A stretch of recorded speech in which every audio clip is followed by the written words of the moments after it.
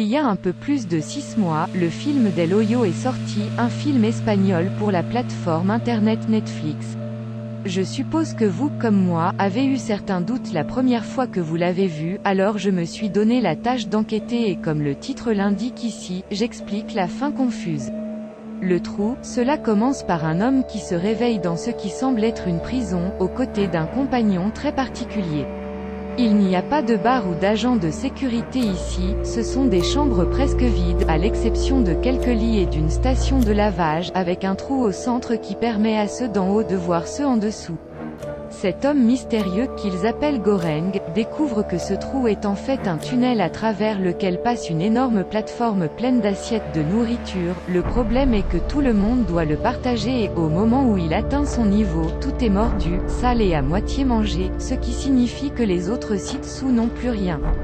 Goreng se rend compte que le système n'est pas juste et que la faim peut faire ressortir le pire des gens et, dans l'un de ses changements d'appartement, il rencontre une femme qui le convainc de faire quelque chose pour changer les choses et de faire en sorte que tout le monde pense un peu plus chez les autres et ne mange que ce dont ils ont besoin.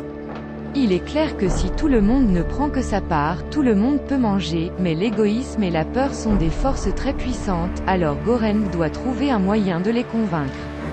Pendant que tout cela se passe, nous apprenons qu'un enfant est pris au piège dans cette même prison terrifiante, alors Goreng et son nouveau partenaire élaborent un plan pour accomplir les deux, contrôler la nourriture et découvrir que l'enfant mystérieux que tout le monde jure n'existe pas.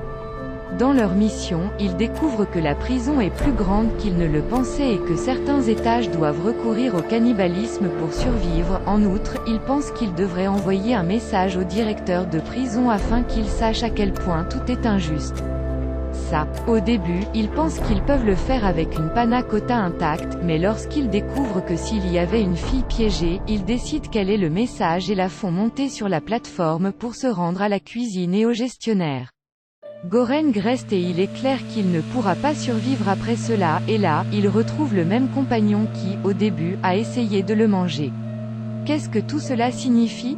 Personne ne sait, des théories ont été créées à ce sujet et tout le monde devient fou en essayant de le comprendre, mais nous ne savons vraiment pas ce que le réalisateur du film voulait nous dire, alors il a décidé de l'expliquer une fois pour toutes.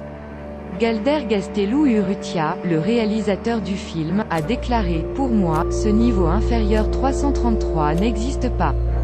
Goreng est mort avant son arrivée et c'est juste son interprétation de ce qu'il pensait devoir faire. » Gaztelu Urrutia reconnaît également qu'il s'agit d'une critique du capitalisme. Nous pensons vraiment qu'il peut y avoir une meilleure répartition des richesses, mais le film ne traite pas strictement du capitalisme, a-t-il déclaré, ajoutant que il peut y avoir une critique du capitalisme de la part des Je commence, mais nous montrons que dès que Goreng et Bahara tentent le socialisme, essayant de convaincre les autres prisonniers de partager volontairement leur nourriture, ils finissent par tuer la moitié de ces personnes, qu'ils sont censés aider. En fin de compte, il s'agit de permettre à chaque personne de donner sa propre interprétation. Je voulais qu'elle soit ouverte à plusieurs interprétations. Si le plan fonctionnait et que les plus hauts niveaux s'inquiétaient de ce qui se passait dans le trou, nous avons en fait tiré un résultat différent de ce que vous voyez, mais nous avons décidé de l'exclure, a-t-il déclaré. Bon, je vous laisse là, j'ai déjà fait mes devoirs, merci d'avoir regardé cette vidéo et à bientôt. N'oubliez pas de l'aimer et de vous abonner, de la partager sur vos réseaux sociaux. À la prochaine.